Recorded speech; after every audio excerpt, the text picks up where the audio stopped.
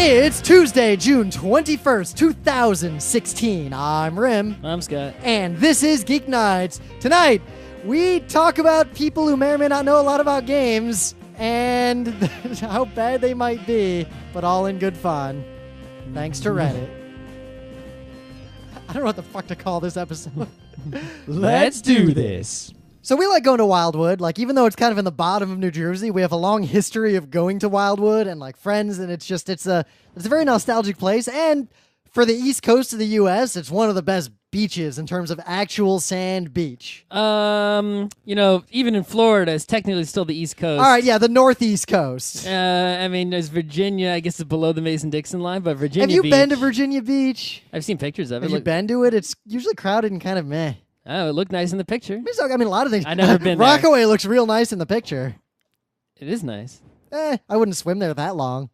Mm. Yeah. So anyway. Could do worse. But I tend to don't go, like, I'll bike to Rockaway, but then I don't, like, change into swimsuits and swim or, like, spend the day because where the fuck am I going to put my bike? Yep. While I'm in the water. And then what? I'm going to bike back wet? Yep. How is that going to work? So Emily and I this the past logistics weekend are not there.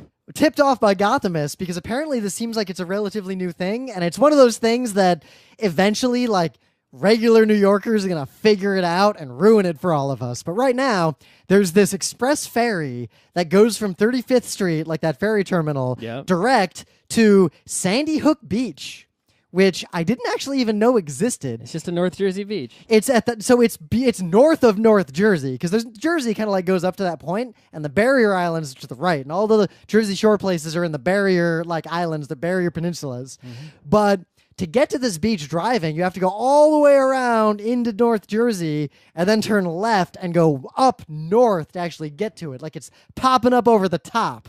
From the beach, you can actually see Manhattan and, like, the Verrazano Narrows Bridge and all that crap. Like, it's kind of like off the coast of Staten Island. And I just never really thought about that place. And from New York, it would be a super pain in the ass to get there. Like, it's actually harder to get there than to get to other beaches that are further south, unless you take a boat. So this boat is like $30 round trip. That's a lot of monies. Yeah, but it's way less money than car or any other way to get to this beach. In fact, if you drive to the beach, it costs like $20 just to park there. So the ferry takes like 40 minutes, gets us right to the beach.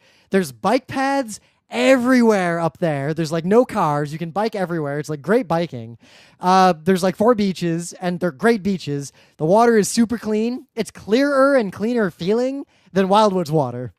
Mm. Even though, and apparently I was reading up about the beach, it's because of where it's situated, it's sort of shielded from the New York stuff. So it's like very different water quality from all the other beaches in the New York area. It's more like swimming way further south would be normally.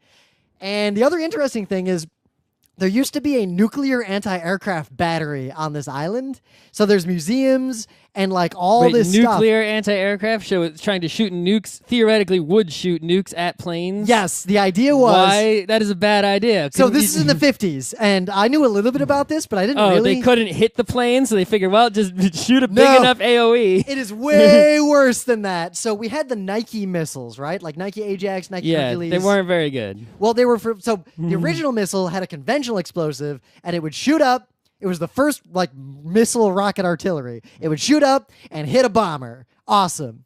Yeah, bomber's big and easy to hit. And they had this because they were worried about a Soviet nuclear bomber coming in to nuke New York. Yeah, I mean, that was a good plan. And then the Cold War progressed a little bit, and instead of the worry being one Soviet bomber, it was squadron of Soviet bombers. So the idea was, why don't we just blow up a nuke over New York to blow up all the bombers? Why don't you just use your fighters? You can shoot the bombers down. They're pretty big and slow. There's reasons for that. And our fighters are better. I'm not going to turn the front of the show into why it was the way it was, but I'll put it this way. We were looking at it because I didn't know a lot about like the Nike Ajax, Nike Hercules. I knew a little bit just because that's like basic war history. So we're looking at which part of this is left at the beach? So the whole fucking thing, like the batteries are there. There's just nukes there waiting. So obviously the nuke payload is not in them anymore. The fuel's not in them anymore. But there's like, they've got them there as like museum pieces for you to check out. And they've got the... Like whenever you go to the veterans place and there's like a missile out in the front and it's empty. It's just a big metal shell. Here's what's terrifying. They're really small 2-stage missiles. Mm-hmm. And looking at them, I was like, can't be that big a yield. I mean, this would be used for anti-air. It was like, what are these? Like, maybe, like, are they a kiloton? No, these things are fucking, like, I think it went up to 80 or 90 kilotons. We're talking 9 Hiroshimas. Yeah. Okay. And yeah, the radar array is there. And apparently on special days, I got the schedule. I want to go back. They do tours of the actual facility where all this shit is. Now, they do it Like park your bike outside. Yeah, we parked our bike outside everywhere. There was totally safe. Now, granted, it was safety in numbers. One, everyone bikes everywhere on this island. There's bike racks everywhere. You can't get cars near the bike racks. So like the kinds of bike thievery that go on in Manhattan can't really happen there. New York riffraff can't easily get there because the expensive ferry. New Jersey riffraff can't easily get there because it's a long drive and you have to pay a lot of money to park there or bike in. Bike thievery seems to be pretty uncommon there. Like most people weren't even locking their bikes up, but no, we fucking locked our bikes up. No one stole them though, but partly because we both have beefy locks. So we locked our bikes together mutually to the pole. So if the three of us went, daddy 3 locks.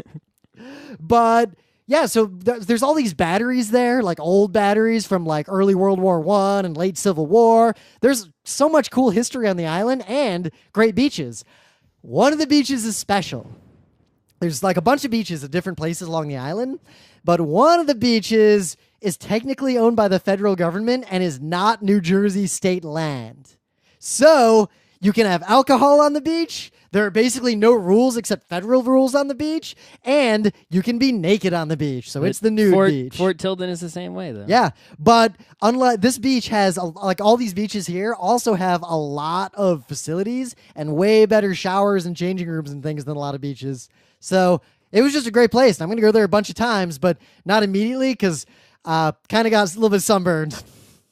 Why did you bring lotions? I did a lot of swimming and I rubbed it off and didn't correctly fully reapply. So my sides where my arms rubbed it off. Yeah, it's bad news bears. That's another problem with swimming mid-bike. Yeah, the thing is, what we did is we biked around for like a few hours. Then we went to the beach. That's also a problem with the nude beach, right? Suddenly you got to put lotion in all the places. Honestly, if I'm on a nude beach, I'm not going to be super nude because I am not going to ever risk burning the young master and his merry men. Holy shit, is that literally one of my biggest fears is a sunburn down there. All peeling off, can't use it. But every time you pee, you got to touch it and ow, ow, ow, ow, ow. Yep. Especially because this would not have been nearly so bad when I was a younger man because I used to wear boxers all the time. But son, as you get older, it's boxer briefs time. And boxer briefs plus a sunburn down there, I feel like I just would call in sick. I mean, even just sunburning your ass is not good. You sit down. Ow. Yep. Ow. Ow. Ow. It doesn't matter what you're wearing. I think I'd wear a kilt. Unless you're wearing like a freeze ice pack, like a mushy gel one as underwear. But yeah, I plan to go to this beach on a semi-regular basis. Or imagine like rubbing cool aloe like all over your butt. So it was just cool, and you should check it out. And I'm going to find out when I can go see, because apparently, like, I suspect there are still some sort of like anti-aircraft things there because there's a lot of military personnel who work there still. So the tours of the nuclear shit are like tightly controlled on certain specific days. You gonna shoot somebody? I don't know. Also, the Park Service is like all over this place. So like there's all these old, gigantic gun batteries and abandoned forts and everything. And there's Park Services people just standing there. And if you bike up, they're like, hey, you want to come inside and like check this shit out? And they give you a flashlight and a hard hat, and they're like, "Let's go!" And they just tell you all the history and answer any questions, and they're all 100% chill. Don't they have anything better to do? No, that's what their job is stand there and all day, every day. What do you do in the winter? In the winter, you can still go to this island. There's a bunch of stuff there. It's a pretty weird job. Yeah, Park Service is kind of awesome. I wish we had more of that. So yeah, that was my weekend. I just bike to normal places. Nah. Don't have to spend money in Arden, New Jersey. Well, I was on federal land for a part of it. Yeah, I didn't go to the federal lands this weekend. So, in the actual news, you got any news? Because it's gaming day and such? This is fiasco people are talking about here, right? Ooh, a fiasco. Well, sort of a fiasco, whatever. The game fiasco? So basic, no. Nothing to do with that. So there's this company, Tiny Bill. Is it called Tiny Build? It's called something like that. What happened? I lost the link. No. Uh-oh. Radio silence. GeekNights is off the air. I got to fill it with patter until Scott comes back online with his link on his iPad, I guess. And I'm running out of steam. So I've been playing a lot of Overwatch. I can start talking about Overwatch. I figured out how to deal with the situation where you're pushing and it's overtime. Okay. They took the link off the top of the page, so I had to like scroll down to find it. That. Anyway, so Tiny Build, which made some games like Speedrunners and games I never heard of, whatever. They basically, here's what happened. They set up a website to sell their game. So you go to their website, Tiny Build, you buy the game, and they give you a Steam code. Then you use the Steam code and you have the game. This way, instead of buying the game on Steam, you buy the game from them, right? Yep, real common. Sure, whatever. So there's this other website, G2A, which is apparently the shadiest of shady fucks. And what G2A does is basically let you resell game codes.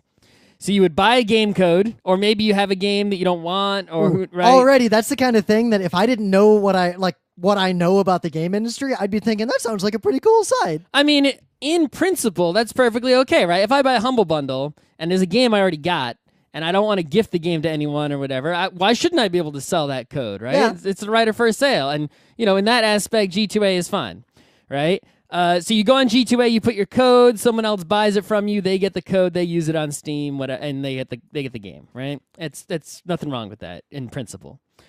Apparently, though, G2A is like shady as fuck, and they really don't give a crap if like people are selling bullshit codes or whatever. So the scam is this.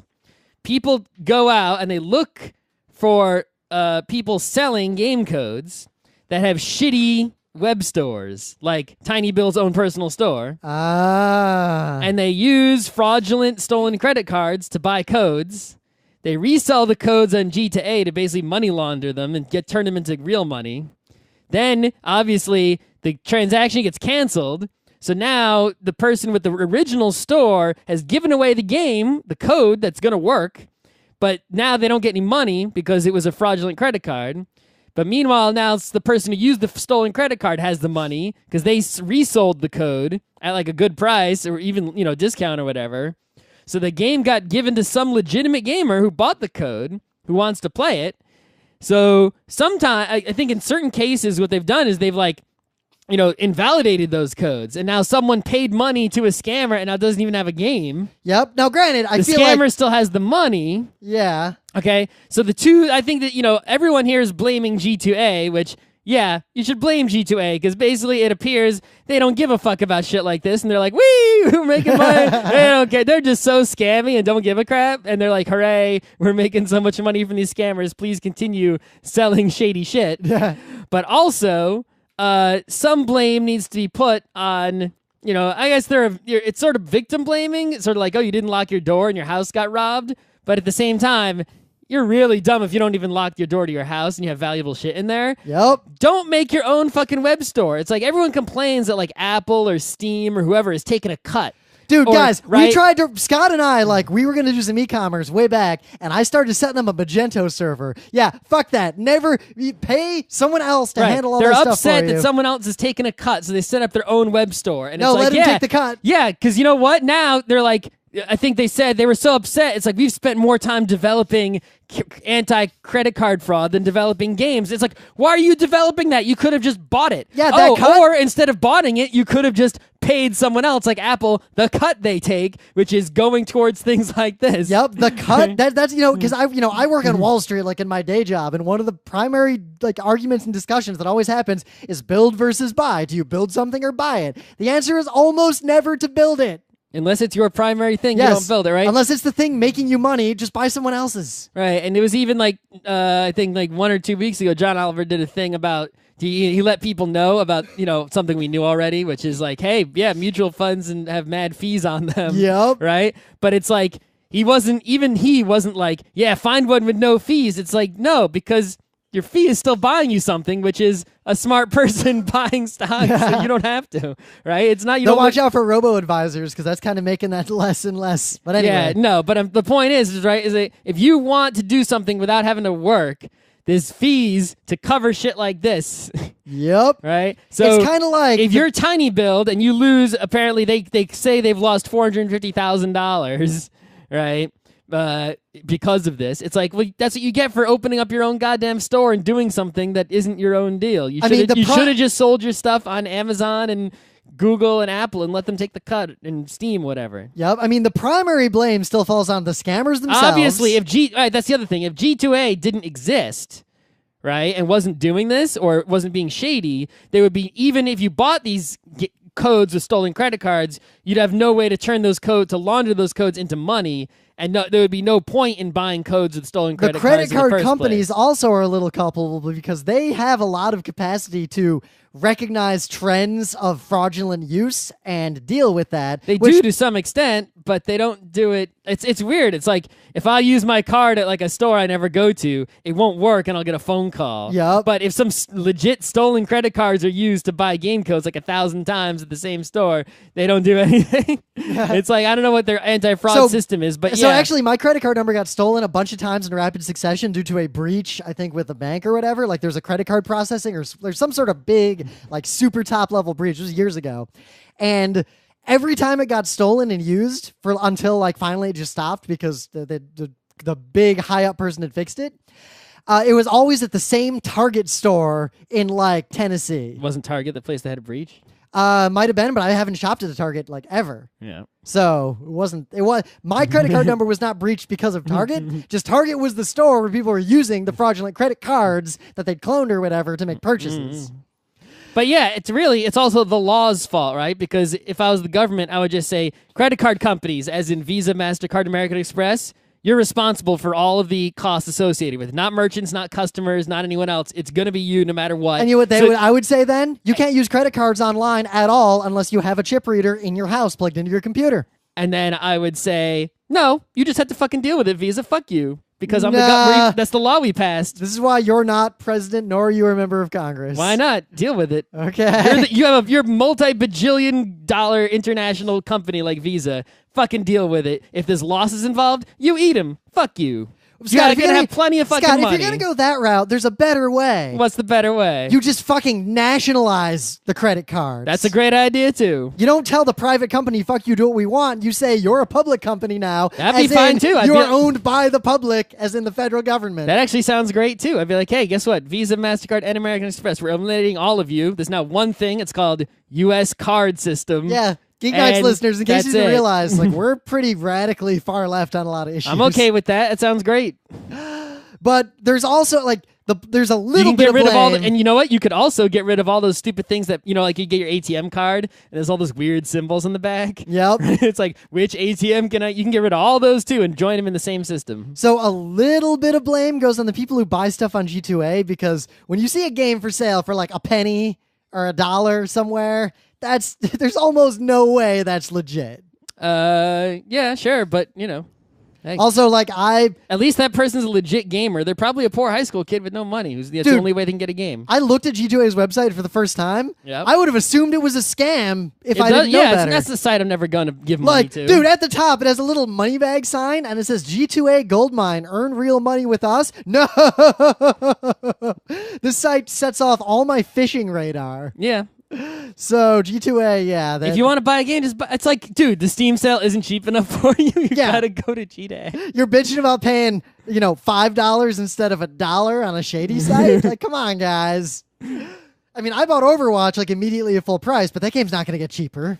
Yeah, I think there's also, part of it is that with G2A, you can, and if you don't have a credit card, you're some punk kid, you can earn money doing G2A nonsense. Yeah, and then buy games with, That's exactly. I was about to get to that, because that is the game store model as well. Like, trade in your games. Yep.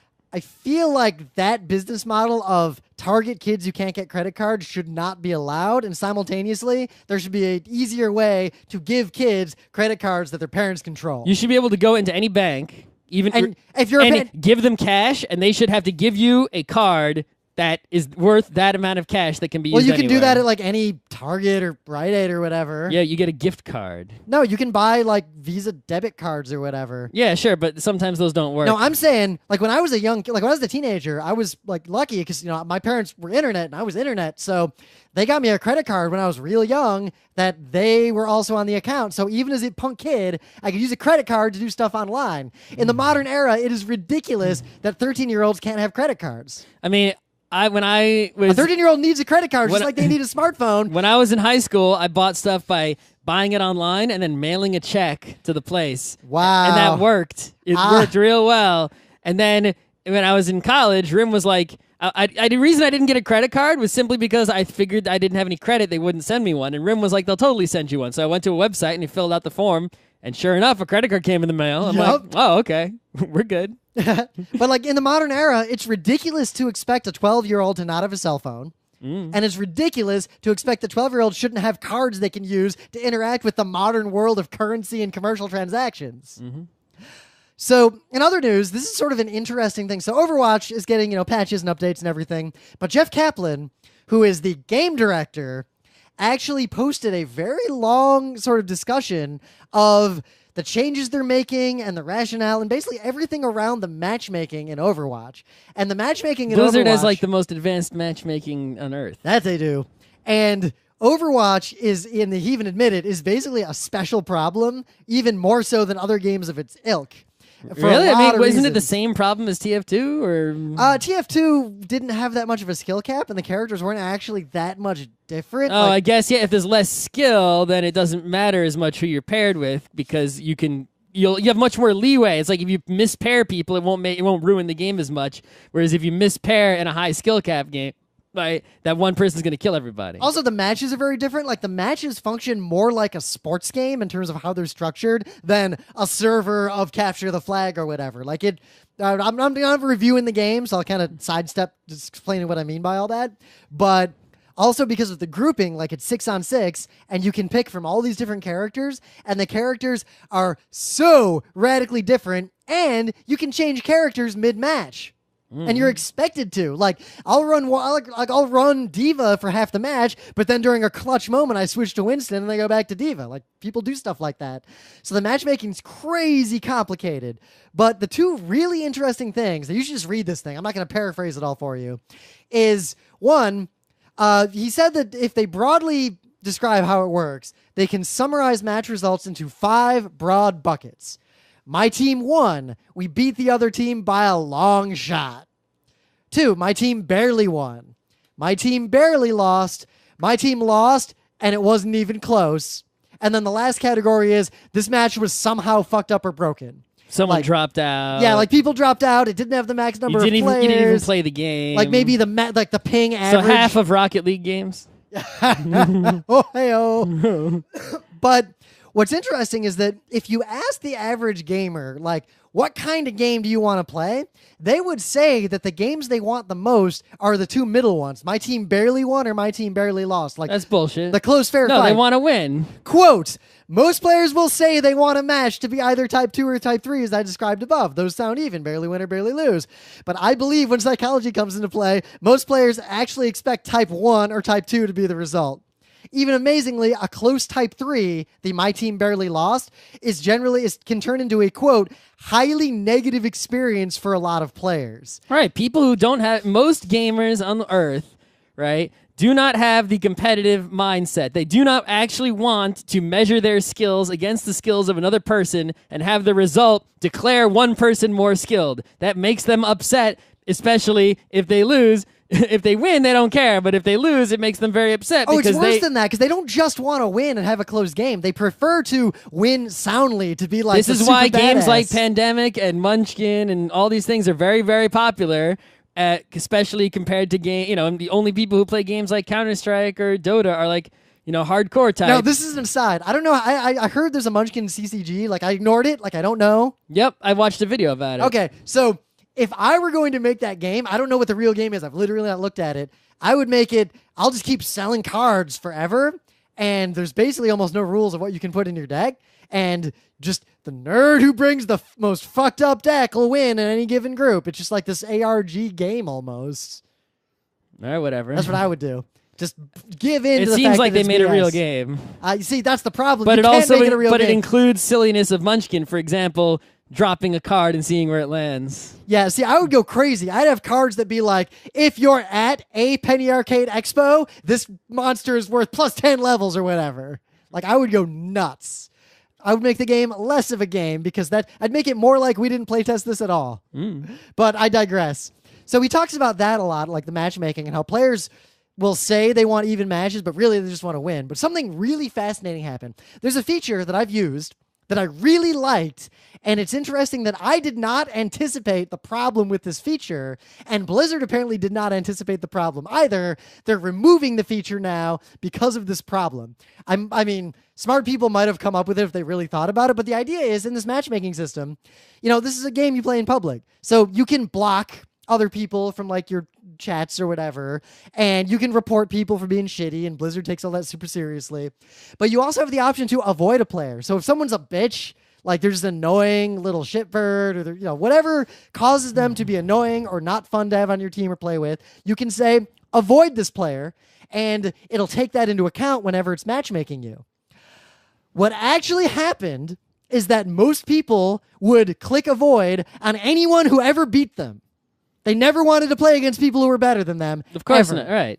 And that started being a huge problem because basically good players could never find games. And apparently the way they figured it out was that one of the best players in the country, like in the world, he plays Widowmaker, the sniper, and he's the one that requires the most skill. Yes, this Widowmaker might be number 2 in terms of skill, but anyway, this person, I don't know if it's a guy or a girl, I didn't fully read this, but basically they were complaining that they could never get matched up, like they'd never find games. It would take forever. Let me see if I can find the actual quote, because it was real interesting. Even other really skilled people didn't want to play? Well, you've got to find a match they could be in. Here it is. Blah, blah, blah, blah, blah. Blah, blah, blah, blah, blah. I'm reading this whole thing. We realized the avoid this player was wreaking havoc on matchmaking. One of the best Widowmaker players in the world complained to us about long queue times. We looked into it and found that hundreds of other players had avoided him. Quote, he's a nice guy. They avoided him because they did not want to play against him because he's good, not because of any misbehavior. Right, you don't want to play basketball against Michael Jordan. Well, I do, because that would be a fascinating You're not, experience. but it's like, see, part of it is like I want to lose to ridiculous people just because that's one hell of an experience. Well, yeah, so here's the problem, right? It depends a lot on the game, right? If I play basketball against Michael Jordan, it's not fun because the skill difference is so big. Even old Michael Jordan, today Michael Jordan, the skill difference is still so big. I would never touch the ball. I would never do anything meaningful. I would never, right? And so it's like I'm not even playing basketball. I'm literally just standing there, maybe running around ineffectively. I'm not even playing the game. It's not, even if I'm not upset by losing, I don't get to do anything. Now right? I wouldn't want to play that game more than once. For example, though, I would love to say go in a car race again. Like if I could drive an F1 car and not die against even Lewis Hamilton, right? It'd be great because even though he's gonna lap me like 10 times, and maybe I'll stall, and who knows what'll happen to me. I'm gonna still have the fun of driving the car. I can still enjoy the experience of playing, right? So it depends on the game. In a game like FPS, say Quake, right? If you're up against someone really, really, really good, especially like Quake 3, that open map, the one where it's just like you're bouncing all everywhere. Yeah. It's literally spawn, railgun to the head, spawn, railgun to the head, spawn, railgun to the head, right? You won't even get to walk around or pick up items or even shoot a rocket, so it won't be fun. But if the game is such where even against a really good player, you can actually still do stuff, you just won't win, and maybe even kill him once, then it's okay, at least by me. But against other people, they just can't deal with losing, period. So they don't actually want a competitive game. It appeared to be the better players They just want fun. Avoiding this guy because there was a secondary, like even worse problem. Was that good? Yeah. So, I mean, I used to play in clans, like Ken. He was one of our snipers. Like when I'd do skirmishes with them, or like I'd play Mega TF or Weapons Factory. In Weapons Factory, he was good. So if he was up in the battlements like a 2-fort map, that was just a no man's land in between the two. It'd be like the snipers dueling, and no one could even go out there. Right. Everyone had to go alternate routes. But there was a secondary effect that's even funnier. Because it could never find a match, it would keep widening the net of who it would match this person up against. So eventually, it would open it up to the lower skill players. So whenever he did find a game, it would only ever be against noobs. So it made it even worse. And and then those noobs block him, and he fights even noobier people all the time. And eventually, he's just by himself playing against like literally someone who logged in and then died at the controls. Right.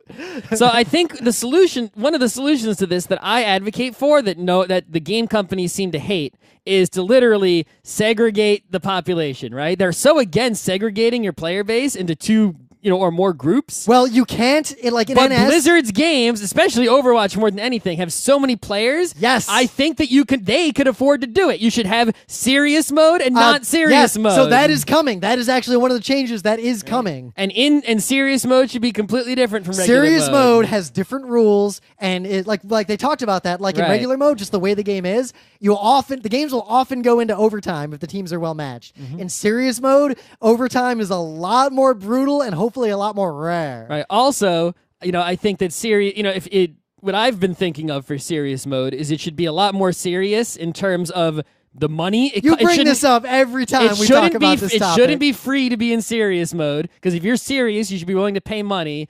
And what if you're good but just poor? Then if you have bad skills, then you can play in serious mode, and as long as you Who don't decides whether or not you have to pay? Is it going to be like Kavoth or whatever, and he gets the reverse scholarship or all that stuff? How does the NFL decide who to give fines to when they misbehave? Yeah, but those people are being paid. Right. If you're so good that you're in serious mode and you've misbehaved, then fuck you. Scott, I don't think that's going to be a problem. You can choose just not to play in serious mode if you can't I don't think people go into serious mode for free. And then, as long as you don't misbehave, you won't have to pay anything. I don't think there is enough of a problem of serious mode in games like this to warrant financial penalties. I think there should be some real penalties, not just like banning and kicking for people who misbehave in a game. And then you could ensure that serious mode is like this beautiful community of happiness, because all the shitheads, you're fucking kicked out. All they do is Overwatch seem to be doing is already doing a very good job. Like Blizzard bans people and permanently bans them. Yes, they're permanently banning them, which is fine. But what? I would much rather put a bigger hurt on those people. Why? The goal. I thought the goal of a justice system is 1, prevent harm. 2, if harm happens, redress it to the biggest extent possible. Punishment is not even a factor. So why are you here so keen on punishment? Shouldn't the only goal being to prevent harm? Yeah, prevent a lot more. So you're saying that by punishing people, by causing that kind of harm in a sanctioned way, you're preventing more harm? Is that where you're going? The threat of a fine versus the threat of a ban will dissuade people from doing it in the first place. I think the threat of a ban is actually going... So the other day, someone used a derogatory term in a match. And I messaged him right away. It's like, I'm going to report you. And he was like, what for? And I was like, you said, and the player like actually was like, oh, and like apologized, and then was like super nice the whole rest of the match. I'd still report him. I did anyway, but but they did apologize, and it was like, and they were nice the whole rest of the match. Like that literally happened, and that was kind of notable. Like it stood out in my mind.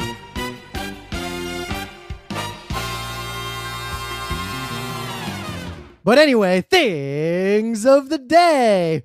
This is a cute little blog I found, and there's an article here, Japanese things in video games, and it's basically all these sprites. You mean everything? Because video games are Japanese. Yeah, but like isn't everything in video games Japanese? It's in video games. There are often sprites. I guess they didn't invent video games. We invented Pong and stuff. Or particular ways of drawing things. They invented real things video games. That like Japan, like for example, it points out that Japan in video games almost always depicts apples as Fuji apples with like red on top and yellow on the bottom, and explains why that's just the way that they happen to draw things. Okay. And apparently most people in the US and much of the world have always thought that was a pineapple in Pac-Man, but it's actually a honeydew or just a melon, because apparently in Japan they just call all different melons melons and don't really specify the money melon from the other melons. And a honeydew doesn't taste like a cantaloupe. It's a different melon. Yeah, but melon's just a generic term as far as I can tell. Versus a canary melon is way different. Everyone always assumed that was a pineapple in Pac-Man. Apparently, it's actually a honeydew, which they would call a melon, and it just so happens that Japan, they always leave this T-shaped stem on it, and that's sticking out of the top. Everyone thought the sprite was either a grenade or a pineapple. Okay. But no, it's a honeydew melon. And my favorite line in this entire thing is peaches are always depicted in this implausible upside-down pose. Is this all food-related?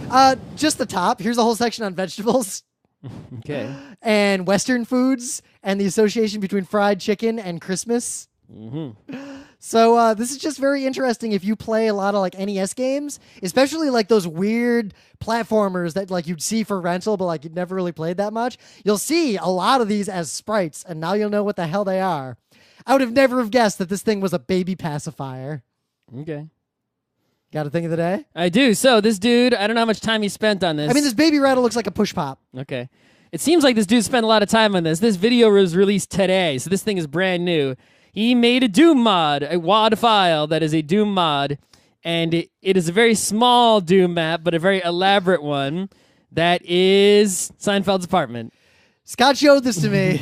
It's real good. And you don't need to actually download the WAD and load it up. You can just watch the YouTube video. But one of the best YouTube comments says, "What's the deal with double-barreled shotguns?" And the best comment in reply to that is, "Why not have 3 barrels?" To which I say, why not have 3 barrels? That would be great and totally appropriate for a game like Doom. God, sometimes I love the internet. In the meta moment, the book club book, a long time ago was The Wheel of Time. I'm literally in the last 100 pages of the last book of The Wheel of Time.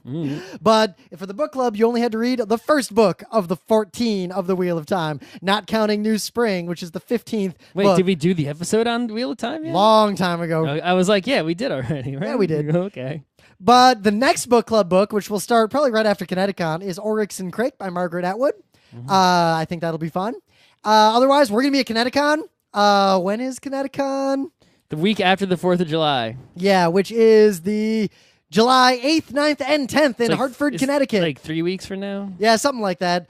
We run the panels department. The panel schedule is mostly online. I got a little bit of work to do to get everything going, but Kineticon's the con. But I will warn you, our Geek Nights listeners, there's some things that have changed that while the website is being very clear about this, I am 100% sure that at least 200 people who show up to Kineticon will not know that this change has occurred. The convention center closes at 9 instead of midnight, and then all the 9 p.m. to midnight content and the overnight content is in the Marriott Hotel connected. I think a lot of people do not know that, and it'll be very interesting, the people who are surprised when we kick them out of the convention center at 8:55.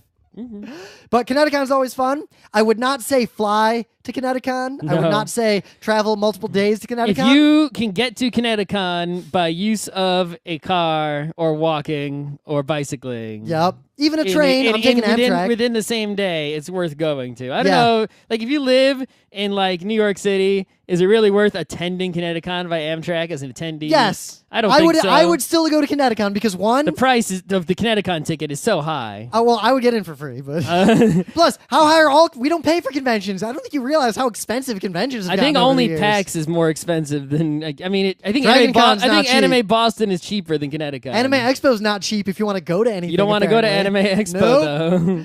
But I would go to Kineticon because I'll put it this way: one, it's the only con we can perform at that isn't gaming and anime. That's not a reason to attend it. What's a reason to attend it by buying a ticket? Other than PAX West, PAX East, PAX South, and PAX Australia and MagFest, it's the best tabletop convention in America. Sure. In terms of just That's right. playing Fuck you, tabletop Gen games. Con, and fuck you, Origins. Also, it actually has really good panels and the dealer's room. There, all that stuff. That's all the accoutrement of a convention, and it's a fun con to go to. I might even enjoy it more if I wasn't running everything. So we'll be there doing some panels too. But yeah, well, we'll see you there. Do not expect to hang out with us if you're there because we'll be busy.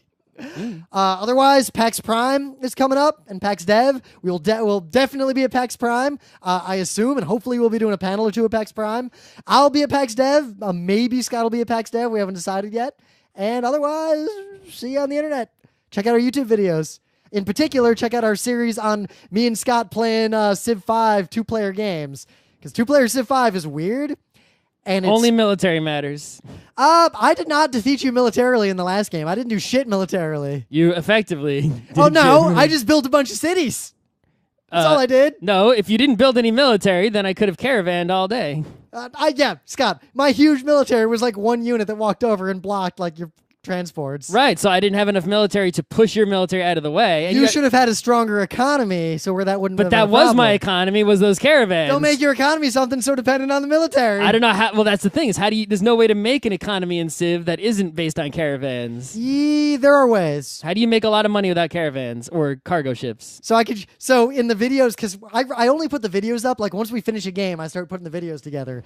In the next one, you'll see a trick that I pulled where I do build orders and do some bullshit. And you're going to be real mad at what I did. How do you make money without caravans or cargo ships. There's a few ways. One way that's real interesting, Scott, especially in a game like this, lose the race to build a wonder. If you are building a wonder and someone beats you to it, all the hammers you put into that turn into cash. I didn't know that. I thought you just lose everything. Every Civ, it's turned into cash. I had no idea. It turned into cash. In Civ 2, it was fine.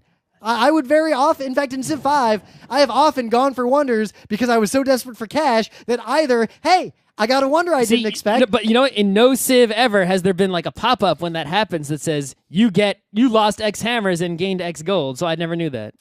I never knew that until just now. Well, you didn't know about the demographics tab until in the one game that I put on YouTube. No, because all I do is I move my units and I click next turn. And if a city needs to build something, I choose it and I click next turn. I move like individual workers. I don't pay attention. I never in my whole life actually paid attention. Like in Civ 2 back in the day, I'd open up the city window and there'd be all these fucking numbers and pictures of barrels of grain and shit. I just ignored all of that. Huh. That explains how things are going in the current game then. Good luck, have fun. So 6 days ago, Scott sent me a link to this Reddit thread, and it's a pretty amazing thread. Like, I spent a while, like, I've read a bunch of this thread, and it was enjoyable. And the title of it is, what is the strangest or most unusual strategy in a game you have seen that should never worked, but wound up actually working? And we were thinking about this because we talk a lot about how, like we just did in the opening in the Overwatch news, how a lot of people play games, but kind of like how a lot of people watch sports, but don't know, like they don't follow sports that deeply, or they have a hobby, but they're kind of idly into it. Like people who say they're into movies or TV, but they don't really know much about them. They kind of consume them and watch them, but that's about it. Games are the same way. They're like any other hobby. And it was interesting to see all these people. Right, think about how many people watch Star Wars. Most people who live in civilized society that have access to movies. How many people know who Mon Mothma is? Okay, so how many people play board games? Tons of people. Board games are getting we've been playing them since like our lives, but Eurotype since like 2000.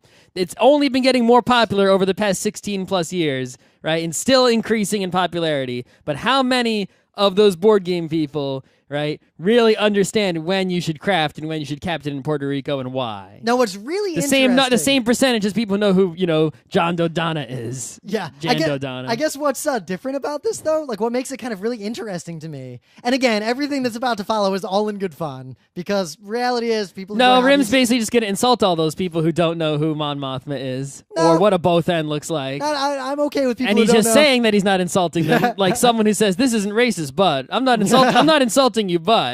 But the thing is, with games, what's very interesting is that ostensibly Rim thinks they're all stupid. Games, I only half agree, are a thing you play. You're trying to win. You'd assume you're at least trying to win. If there is a win. Or at least, or you think you're trying to win. Or you're playing patty cake and you're just trying to complete patty cake successfully. Or maybe you're not. Maybe you're trolling in patty cake. Maybe it's Mario Paint.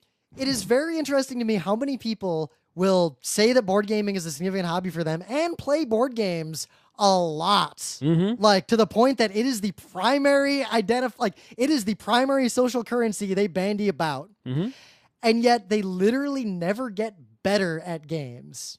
They don't have an analytical mindset, and they don't try. They don't, they're focused more on the drinking than the gaming. Yep. They like the gaming, but they don't like, they don't like losing, right? They just like, fooling around and moving pieces around. They don't, think about winning and care. And even if they did care about winning, they can't because they don't think the right way. Another thing I have noticed is kind of a side thing is there's a lot of people out there who mostly play games with one group of people, and that seems to be the source of most of the posts in this Reddit. Because it's basically like me and Scott. I think most board game people are exactly that way. They have one group, especially if you're in the suburbs. They have their group of players, and that's the only people they ever play with ever. So even if you're all smart and like super trying to win and like even trying to like analyze the games, if your group sort of falls into this rhythm, it's very likely that there will be a strategy that no one in your group happened to think of.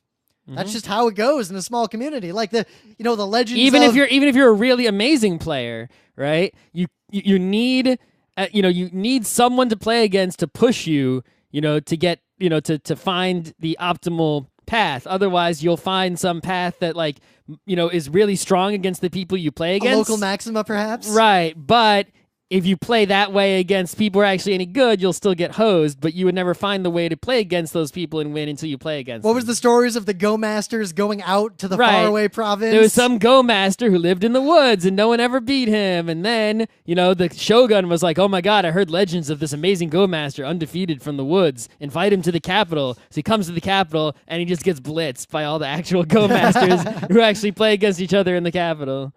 So what I kind of want to do is this sort of experiment. So here's a bunch of stories from Go Masters in the woods. Yeah.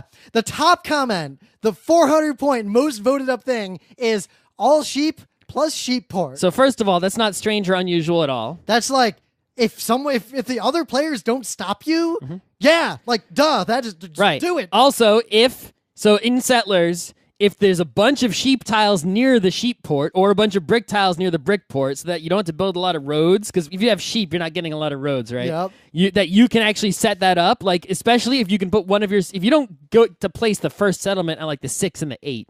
If there's like a 5 or a 10 or something reasonably okay next to it, that you can put your starting settlement on the sheep port and a sheep and put your other one on a sheep, like you go 4th in placement and you can get sheep, then yeah, okay, sure, other people are going to get resources more often, but you only need to get 2 sheep to get 1 of anything automatically, so you can basically catch up to them even though you have lower odds. And frankly, the people who... And mathematically, it could be about equal, and then, of course, luck, if swings your way, if they're not rolling a lot of 6s and 8s, which can happen, you can win really easily. If, like, just a couple rolls where you get 2 sheep, it's just like, woo! And what's even more interesting is if you don't... Like, if you let this happen...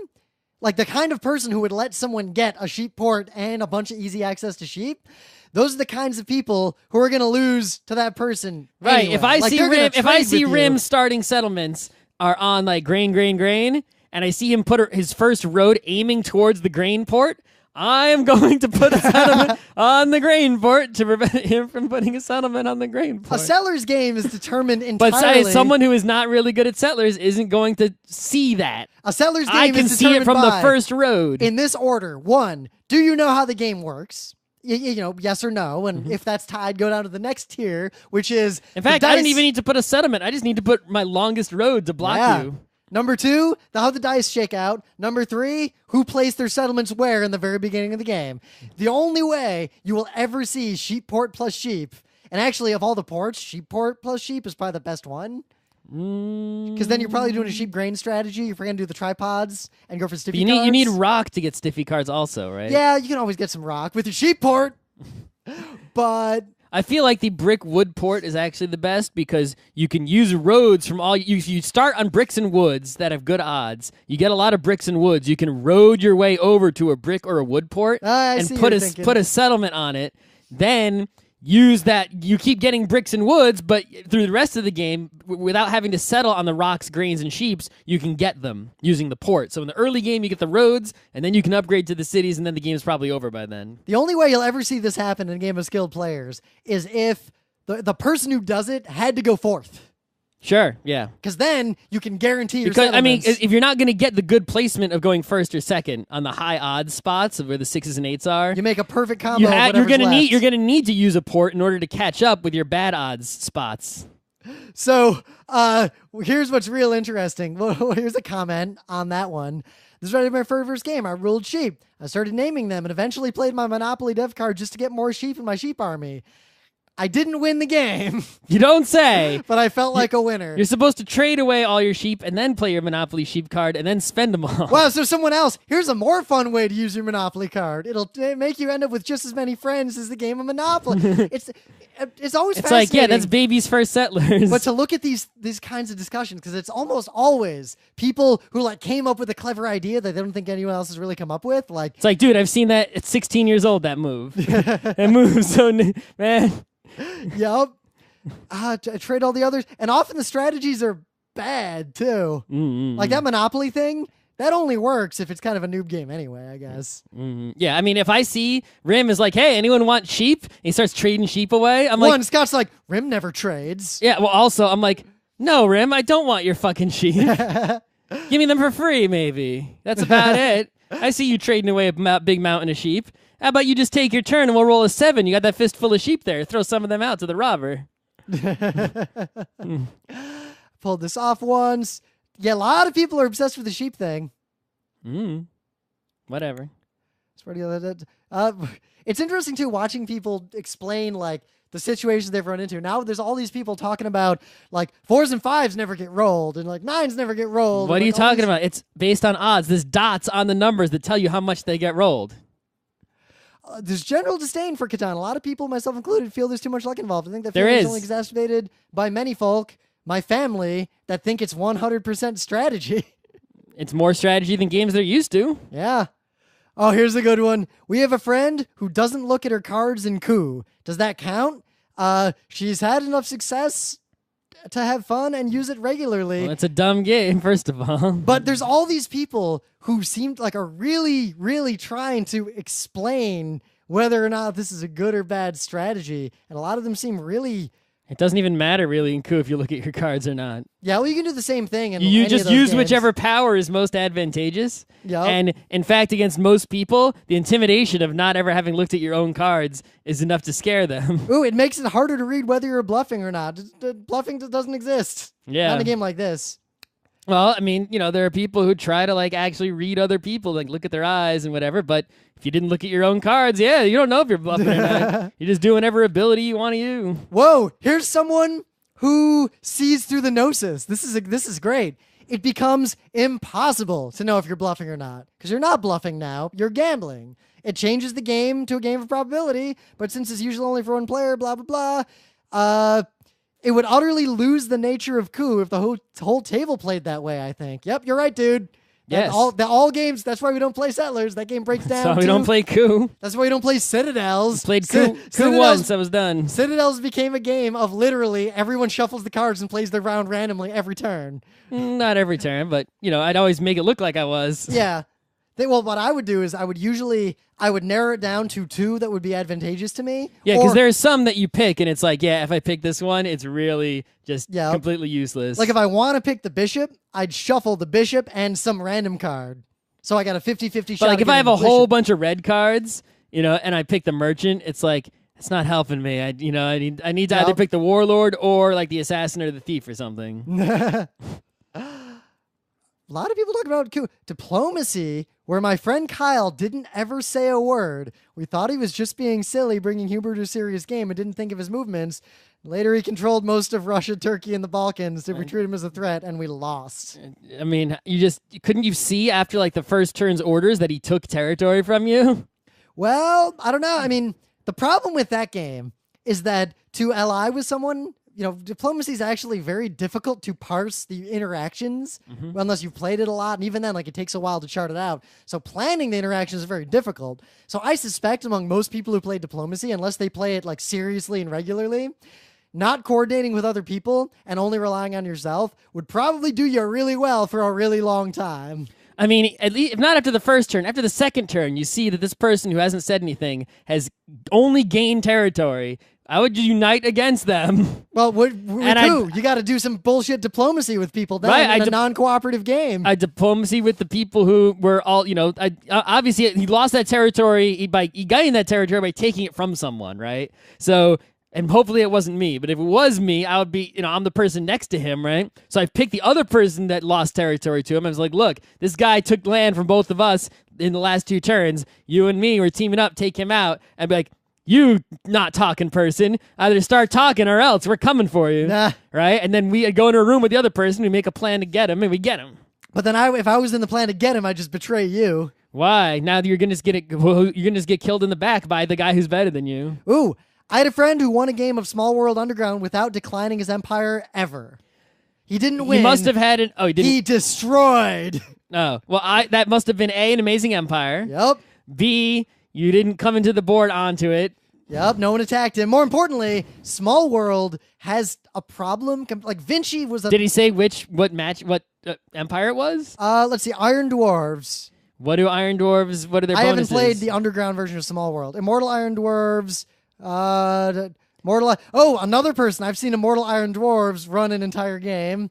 Do they have like super defense so you can't take them out easily? Is that what it is? So you can just... The best way to counter Iron Dwarves is to I think he's typing wrong, kill off the dwarves so that by the what?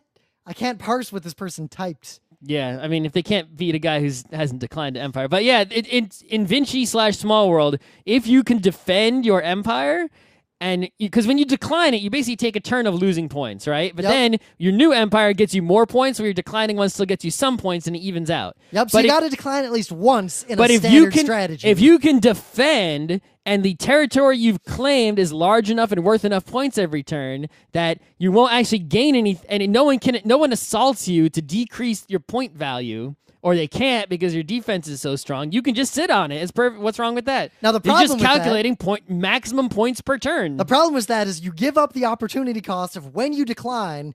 The purpose of declining is to come back on the board and fucking roll someone else. But if you're in first place, you don't need to roll someone else. Yep, unless someone's getting close. So basically, you only decline if you're in that winning strategy. If there's a second place person who's close to you, you pick an opportune turn and just decline all over them. Mm-hmm. But otherwise, yeah, don't. Either you guys must have been sucking so much that A, you didn't attack him, right? B, there was never a better civ to choose when he declined. So you might have been in like a Nash Equilibria situation where no individual player declining would actually be better off personally. Right. Also, they're just hanging out in first place. If they were in last place, yeah, they're going to decline. They need to catch up by doing something. But now I wonder, because I haven't played Small World Underground, but it's possible too that the Iron Dwarves might be slightly degenerate. Maybe. And that's I don't know what they do. Look up what they do. I'll look up what they do. Immortal Iron Dwarves. But Small World, unlike Vinci, has a set number of turns. That's true. Dwarves. As opposed to Vinci, where the game ends when someone gets to a certain number of points. So with a fixed number of turns, there's a lot more determinism to how the game will go. Does immortal mean they don't die? Like you just always have the same number of dudes, even if they get killed? So all I found is all these threads of people saying immortal Iron Dwarves fucking win the game and they never decline. There are multiple there's threads on Board Game Geek. What do they do though? Silver Hammers. Does immortal mean they don't die? Like you get killed and you put them back on the board next turn? Let's see. Because that's the reason you decline, is because your empire's shrinking because people are killing it off. If they're immortal, as the word says, then yeah, you don't need to decline. You still have the same number of dudes you had before. There's mines. There's some complicated shit, so the rules don't make sense without the wider context of the additions in Small World Underground, I guess. Yeah, I don't know. But I suspect degenerate combos are a much bigger problem in the Small World variant than in the original Vinci, just because of the deterministic number of turns. Yep. Because you can predict, if there's only 3 turns, then if I decline now, then I'll come in on the board next turn, then I've got one more turn, as opposed to Vinci of, will the game end? Let's figure it out. I could make the game end, like that kind of stuff. Yep. I won code words by randomly guessing words that were far away from the other words of my team's color. Shouldn't have worked, but we won. I mean, I guess you can win that by luck, sure. Yeah. You can also win that by clever innuendo, or just by being very good friends with someone. The right way to play it? Yeah. I've seen people win Sheriff of Nottingham by focusing almost exclusively on illegal goods, lies, bribes people at least 80% of the time. People say playing honest is best. I'm not sure. Yeah, it's a luck game. If you can play Sheriff of Nottingham and you happen to have like 5 apples in your hand, that is the best possible thing you could do. Right, because it's a win-win no matter what, right? And if no one calls you out, you at least get the minimum number of points of the 5 apples. And if they open your bag, you're just getting even more points, and you get your 5. You don't basically only benefit, right? You can get this much or that much and more.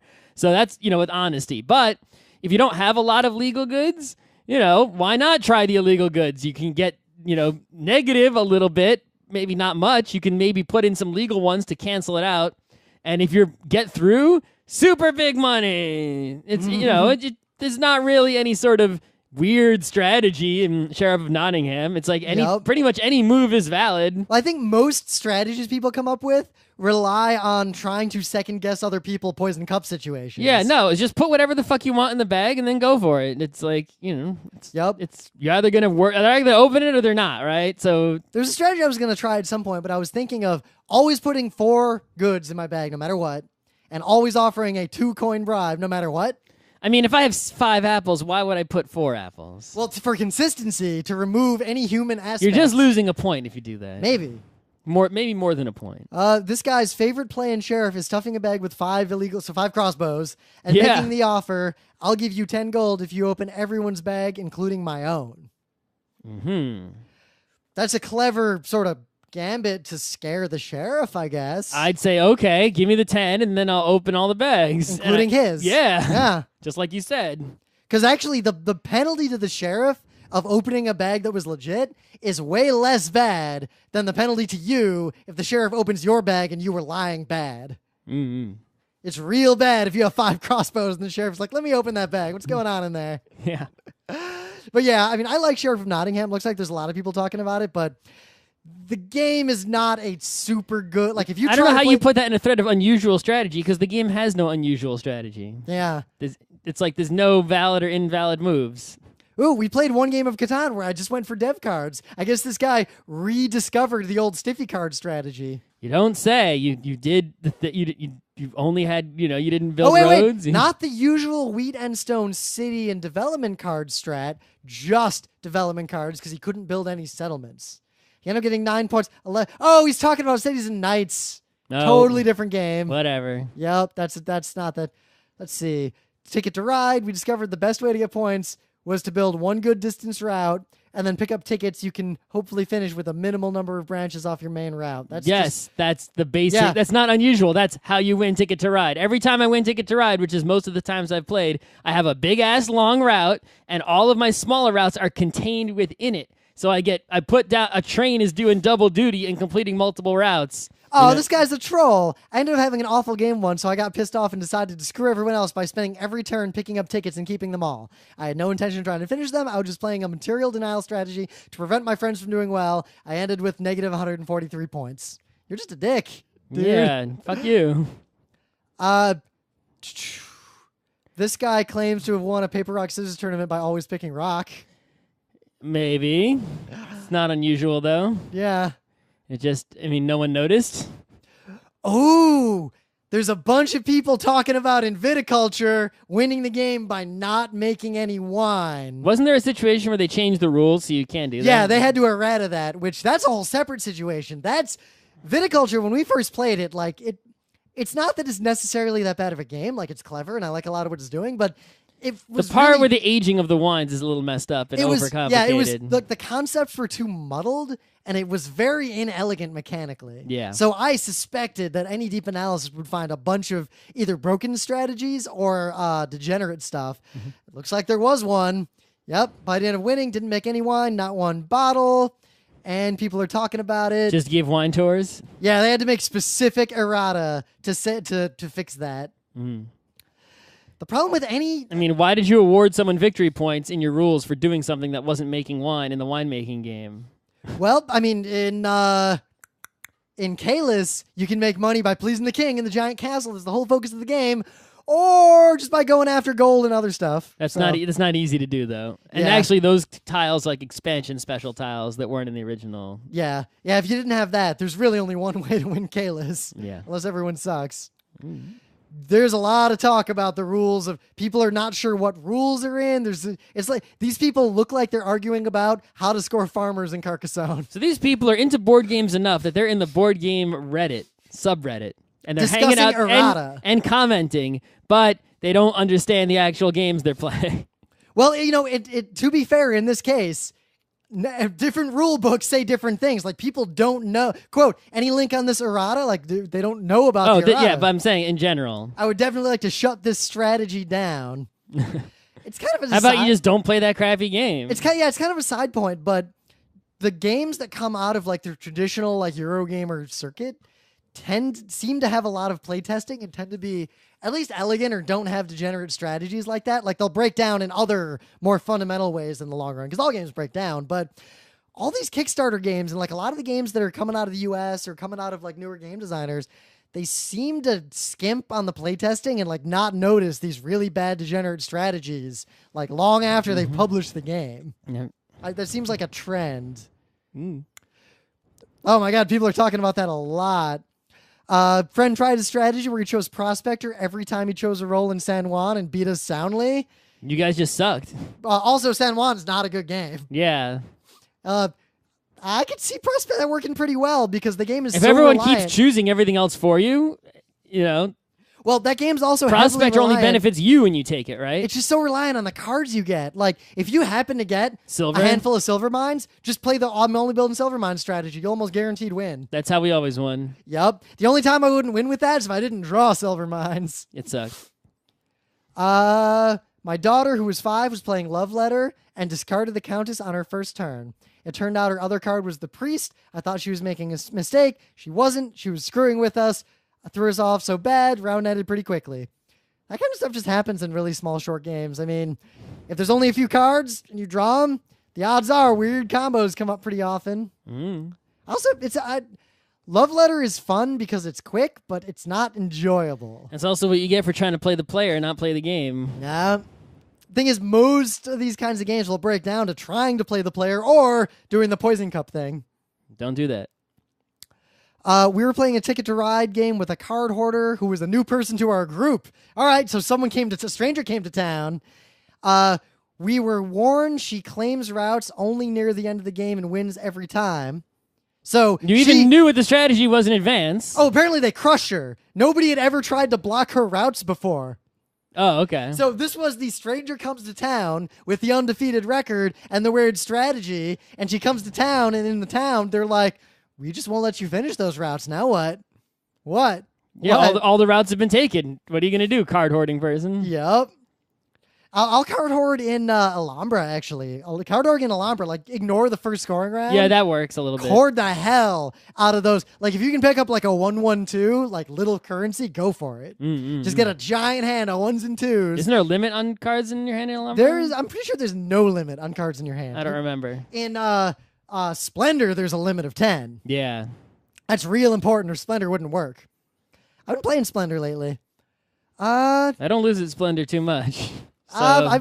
There was a pretty close game the other night. It was us and the girls, and Natalie was like primed to win, but the whole time Emily was building up this combo, and then suddenly Emily was like, points over, game over. Yeah, Emily I mean, I've wins. tried to do both the get lots of small ones and then start getting free stuff machine. Yep. And I've also tried the big stuff one, and I think the small stuff one is just better. Yeah. I get the cards come out. It's on my turn. I get a free card. Eventually, it's like I only have to take tokens in the early game, and pretty much every turn after that is just card. And you'll end the game with like a few big ones, and then I have like 2 or 3 of the nobles. Well, I have to get the nobles. Yeah, so I usually get 2 or 3 nobles, and I end the game. I usually go for that if I see multiple nobles with a heavy overlap of what they want. But it's real easy if there's something you could get for free that is not in the combo of the nobles, you're going to have the discipline to not take it. Like, don't take the freebie that literally doesn't help you. Spend that turn picking up gold or Depends something. how many victory points it's worth. Sometimes there's a card worth like 3 points, and Noble's worth 3 points. I once won a 3-player 7 Wonders game by not building a single resource. Yeah, that's like strategy number 4. Yeah. That is like a game strategy. Concentrate stringing This buildings isn't together. unusual. Yeah. Is there any strategies in this thread that are actually meet what the title of the thread says, which is unusual? Well, they might be unusual for that group. Sure. Founding Fathers. I'm looking for game of Mafia. Oh, Mafia with 3 Mafia and 12 Town. One of the Mafia outed himself and offered himself to the chopping block. No one believed him, and the Mafia won. Okay. The only thing I say about Mafia is I do still enjoy that game if played like once a year, like Illuminati. I just want to play it the original way. The But- Mafia have to communicate during the day. Probably the most poignant moment is sort of proving the breakdown of those like perfect strategies is a friend of ours. I think it was Phil. The game started. He was obviously not Mafia, and he was like, guys, and he was like, let's just systematically eliminate everyone. We're guaranteed to win. And he's trying to outline the strategy, and all the Mafia just like played along with it, but then acted confused and started to mess stuff up. And it like one round, the strategy failed, it misfired, and then it was too late. And the Mafia were guaranteed to win. It was over. You can disrupt those things socially pretty easily. Dracula, Pirate Lord of the High Seas, Fury of Dracula. That is a game strategy once again. I've played that round where you start on an island, you go ocean, ocean, double back, ocean, and just basically stay off the map for a while. Yep. It's too easy for them to find you on land. Yeah. Tragedy Looper? I don't know what that game is. Village. Very smart move. Does one of your family members begin a promising new career at town hall and have him die of a heart attack on his first day? Yeah, that game is all about killing your people. like as soon as possible. Like kill people early and often. Yep. Which is actually why I don't like the game, because the conceit of the game sort of breaks like what the fiction of the game world is, and like the analogy of it kind of breaks down when the strategies really break down to kill people all the time and push the clock. I think that the problem in the game is simply the timing and pacing of it. It should be a game where you can get a lot more work out of people before they die, and then you would get more stuff happening, right? It seems like, it'd be more fun that way. There are a bunch of people complaining about winning games of Small World without ever declining. This is regular Small World. Skeletons, fortified, kept putting fortresses down till I was maxed out. Positioned myself to where going after me would be costly. Just waited. And it worked. Yeah, because anyone who goes after you to prevent you from winning will not be the winner, and you won't be the winner either. One of the other people who don't bite the bullet will be the winner. But if no one does it, you're gonna win. Risk taking over Asia first. What's unusual about that? If you can take over Asia, you can win the game. Yeah, it's just dice. You might get lucky. Score the highest point continent first. Okay, how was that unusual? Stone Age starvation strategy. Grow a really large family, ignore farming and food 100%. Apparently that's a winnable strategy. Not in Agricola, though. Nope. I kind of have a problem with all the games that followed after Agricola that are like in that vein of like make a machine and then you got to feed your people, because they all like the analogies start to break down, and Le Havre like doesn't fucking make any actual sense. It's not a bad game, it just doesn't make any sense. Whatever. 2-player Blockus, I went first. He mirrored every single move of mine for the entire game except the very last move. They win? He played a better piece and won. We never played it again. Why didn't you play that same piece? Also, 2-player... All right, well, she went first. He went second. In 2-player Blockus, it should be possible for you to play in such a way that they cannot mirror you because you fucking blocked them. Yep. Why you played a piece in every turn that which could just be mirrored so that you had the exact same score, and then on the very final piece when you could only each play one more piece, you had the exact same board, you played a suboptimal piece that they could play a better one? So you just are stupid. Not sure if this is strange or the best, but in Camel Up, which he spelled wrong, I never roll unless I am first to play on that leg. Other than that, I always leg bet tiles or overall bets. Yes, I only roll after a whole bunch of betting has happened. No, but he never rolls unless he is the first to play on that leg. If I'm going first, why would you go first and give everyone else free information and just take $1 for yourself? It sounds like the opposite of what he should do. Yes, you should be betting first, or the first thing you want to do is put your oasis or your desert out. Now, it depends on how many players there are, because if you're playing with a small number of players, you roll. You're going to get more actions. Yeah, it'll come back around to you, and all the things you could have taken won't, like, I could see that working, but in a full game, no way. Oh, okay, winner of the thread. Someone asterisk was like, it's Camel Up. Someone else said, no, it's Amel Cup. You're the winner. Con Manao. That's the funniest thing I've seen all day. Can I go eat now? You want to be done? I want to be done. All right, let me see if I'm going to skip through this. Cash and Guns. Skipping through. There's a lot of interesting stuff in this thread. We'll just leave it at that. Good. I'm hungry.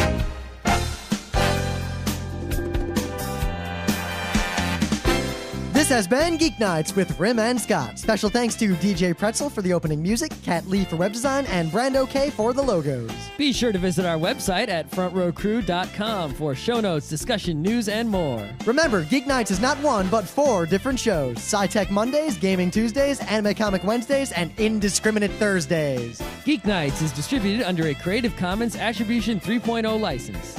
Geek Nights is recorded live with no studio and no audience. But unlike those other late shows, it's actually recorded at night.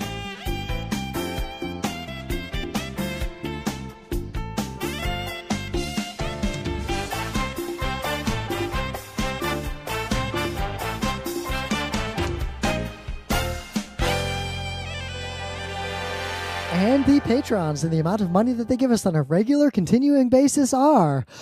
Alan Joyce, Rebecca Dunn, Nicholas Brando, Heidi McNichol, Amanda Duchette, James David White, Christian, close parentheses, Kuntz, MyStady.com, Sean Hayworth, William Eisenrose, Jeremy Miner, Chris Reimer, and Thomas Hahn, Israel, Iggy Kidd, Matthew Smith, Kishar Tavishan, Joshua Joestar, Tyler Eller, Don Schleich, Sean Yeager, Clinton Walton, Ren from New Zealand, Robert Lee, Ryan Perrin, Drew Openlander, Ray Lavelle, Brian Citroni, Rochelle Montanona, Finn Eric Silverrod, Chris Reimer, and Thomas Hahn, Aaron Cerise, Chris Midkiff, Chris Knox, Flame Darkfire, Sam Cordry, Daniel Redmond, Chris Haddad, Sean Klein, Chris Reimer, and Thomas Hahn.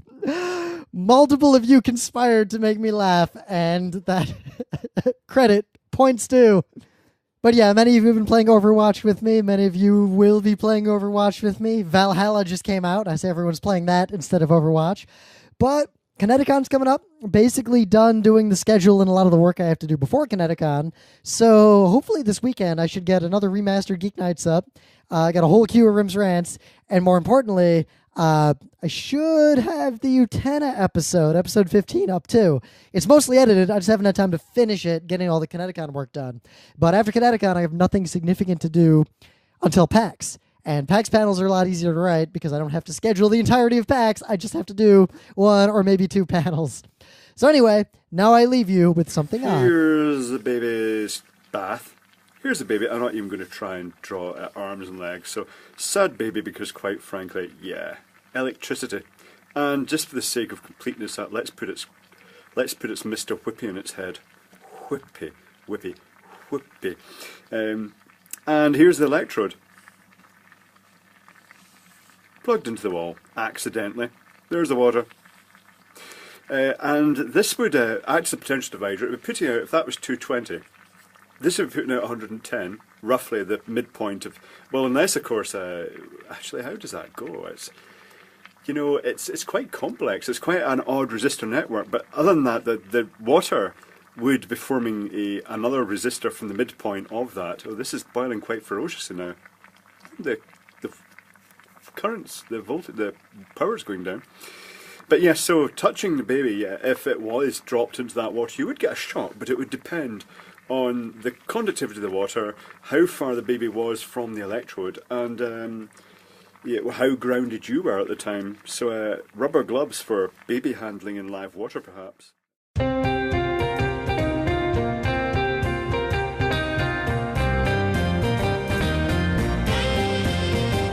It's Tuesday, June 21st, 2016. I'm Rim. I'm Scott. And this is Geek Nights. Tonight, we talk about people who may or may not know a lot about games and how bad they might be, but all in good fun. Thanks to Reddit. I don't know what the fuck to call this episode. Let's do this. So we like going to Wildwood. Like, even though it's kind of in the bottom of New Jersey, we have a long history of going to Wildwood and like friends, and it's a very nostalgic place. And for the East Coast of the U.S., it's one of the best beaches in terms of actual sand beach. Even in Florida, it's technically still the East Coast. All right, yeah, the Northeast Coast. There's Virginia. I guess it's below the Mason-Dixon line, but Virginia Have you Beach, been to Virginia Beach? I've seen pictures of it. Have you been to it? It's usually crowded and kind of meh. Oh, it looked nice in the picture. I mean, a lot of things. I've never been there. Rockaway looks real nice in the picture. It is nice. I wouldn't swim there that long.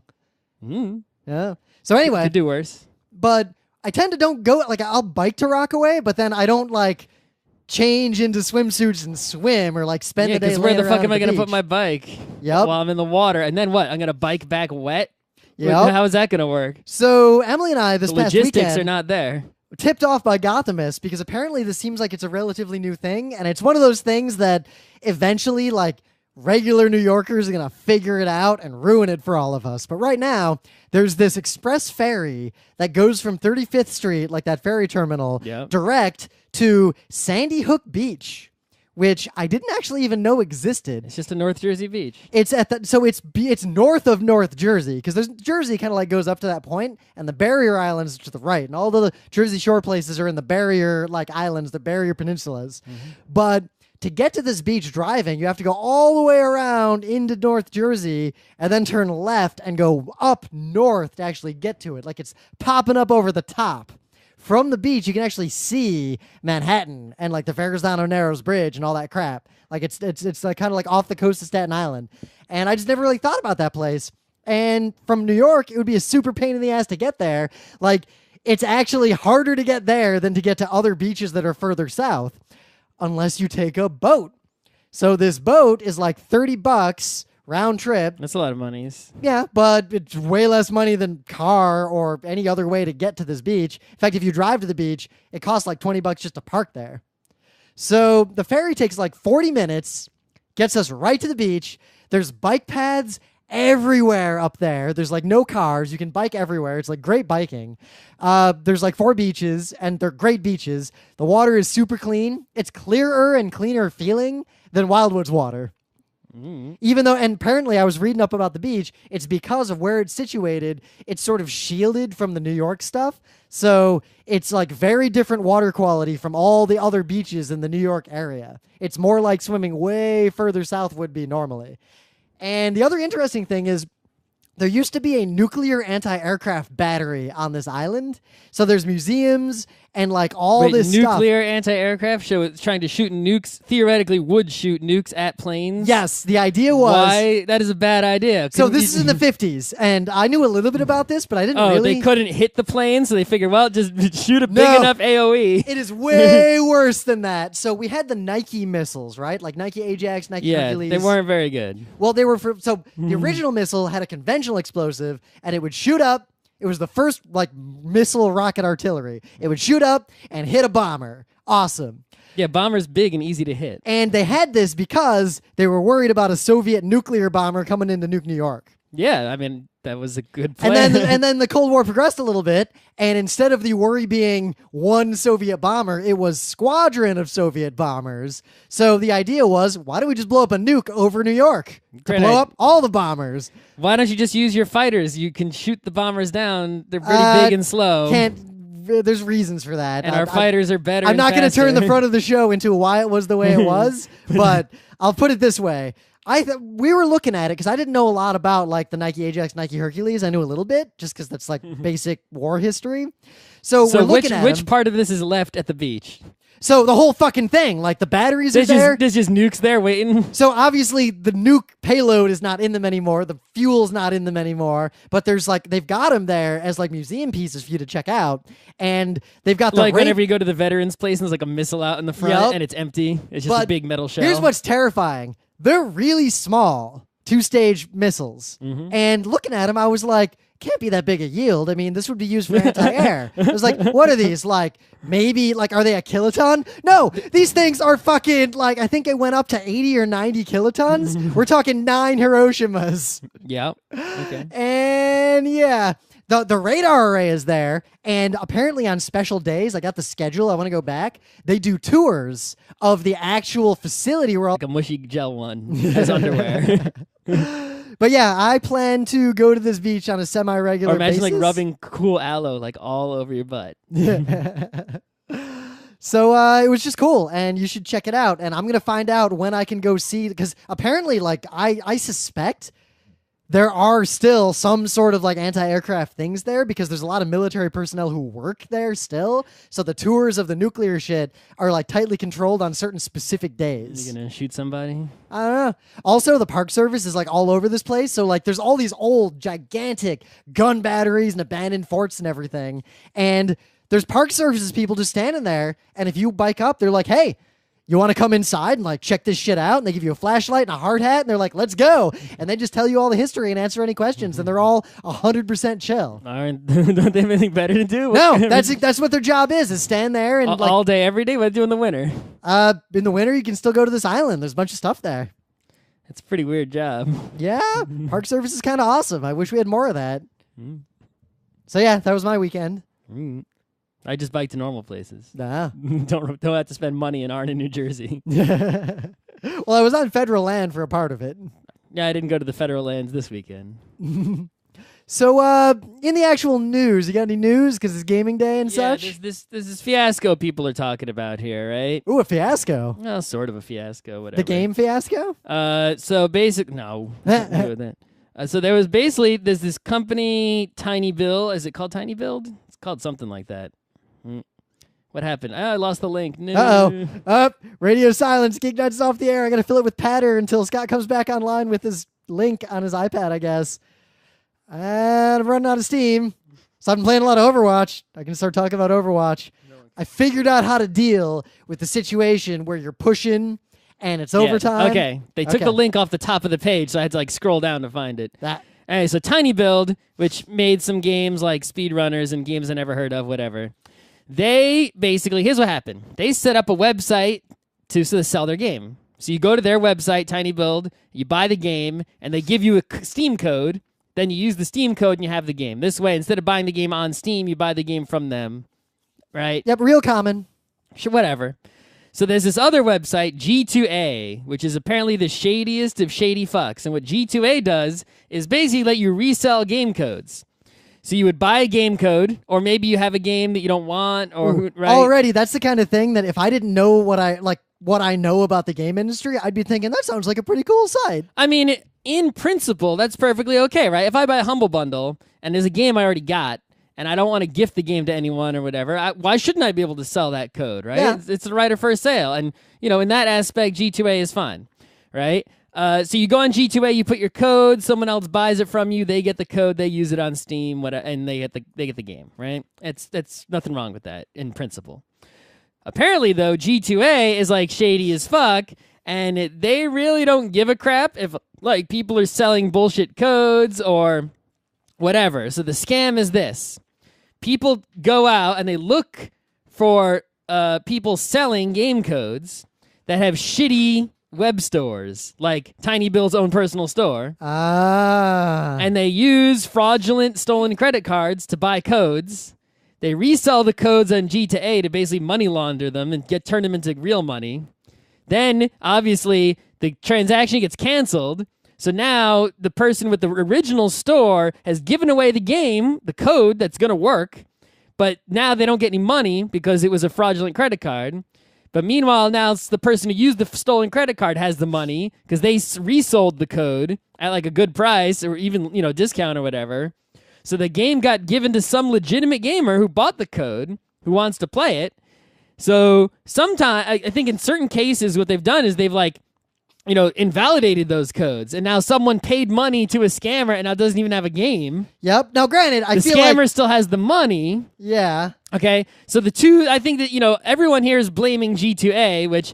Yeah, you should blame G2A because basically it appears they don't give a fuck about shit like this, and they're like, "Wee, we're making money." They don't care. They're just so scammy and don't give a crap, and they're like, "Hooray, we're making so much money from these scammers. Please continue selling shady shit." But also, some blame needs to be put on. I guess it's sort of victim blaming. It's sort of like, "Oh, you didn't lock your door and your house got robbed," but at the same time. You're really dumb if you don't even lock your door to your house and you have valuable shit in there. Yep. Don't make your own fucking web store. It's like everyone complains that like Apple or Steam or whoever is taking a cut.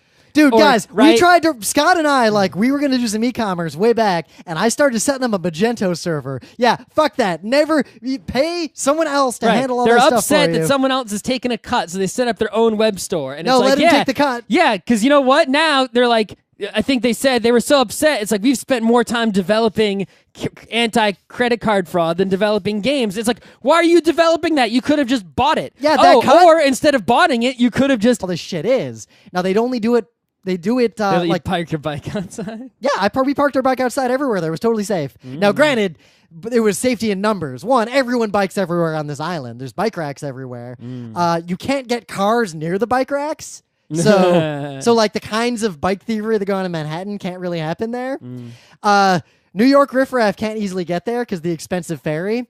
New Jersey riffraff can't easily get there because it's a long drive and you have to pay a lot of money to park there or bike in. Bike thievery seems to be pretty uncommon there. Like most people weren't even locking their bikes up, but no, we fucking locked our bikes up. No one stole them though, but partly because we both have beefy locks. So we locked our bikes together mutually to the pole. So if the three of us went, daddy 3 locks.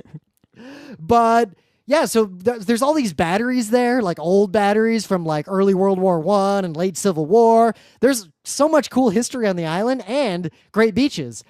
One of the beaches is special. There's like a bunch of beaches at different places along the island, but one of the beaches is technically owned by the federal government and is not New Jersey state land.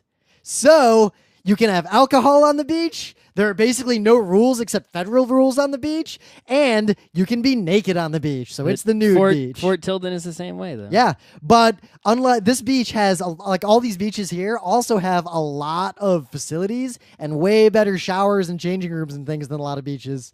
So it was just a great place. And I'm gonna go there a bunch of times, but not immediately because kind of got a little bit sunburned. Why did you bring lotions? I did a lot of swimming and I rubbed it off and didn't correctly fully reapply. So my sides where my arms rubbed it off. Yeah, it's bad news bears. That's another problem with swimming mid-bike. Yeah, the thing is, what we did is we biked around for like a few hours. Then we went to the beach. That's also a problem with the nude beach, right? Suddenly you got to put lotion in all the places. Honestly, if I'm on a nude beach, I'm not going to be super nude because I am not going to ever risk burning the young master and his merry men. Holy shit, is that literally one of my biggest fears is a sunburn down there. All peeling off, can't use it. When every time you pee, you got to touch it and ow, ow, ow, ow, ow. Yep. Especially because this would not have been nearly so bad when I was a younger man because I used to wear boxers all the time. But son, as you get older, it's boxer briefs time. And boxer briefs plus the sunburn down there, I feel like I just would call in sick. I mean, even just sunburning your ass is not good. You sit down. Ow. Yep. Ow. Ow. It doesn't matter what you're wearing. I think I'd wear a unless kilt. unless you're wearing like a freeze ice pack, a